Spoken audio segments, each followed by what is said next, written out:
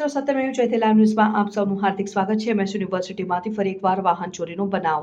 Art ફેકલ્ટીના canteen પાસેથી થઈ Activa ચોરી। લાઇબ્રેરી ખાતે બુક લેવા ગયેલી વિદ્યાર્થીઓ દ્વારા વાહનમાં ચાવી ભૂલી જતા ચોરો દ્વારા કર્યો ચોરીનો ખેલ। એમએસ યુનિવર્સિટીના સિક્યુરિટી ઉપર ઉઠ્યા સવાલ। સયાજગંજ પોલીસ મથક ખાતે નોંધવામાં આવી ફરિયાદ। 11:30 વાગે હું અહીંયા આવી હતી મારી બહેન સાથે, બટ અહીંયાથી ગાડી ચોરાઈ ગઈ છે અને મારી બેન હંસા મહેતામાં અમે કામ માટે આવ્યા હતા લાઇબ્રેરીમાં બુક્સ માટે, બટ પછી હું આવી 1.5 કલાક પછી તો ગાડી અવેલેબલ જ નથી। કઈ ગાડી હતી? એક્ટિવા 5G હતી।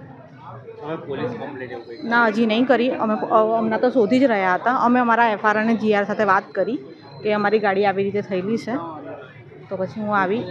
હવે જઈએ છીએ અમે પોલીસ સ્ટેશન।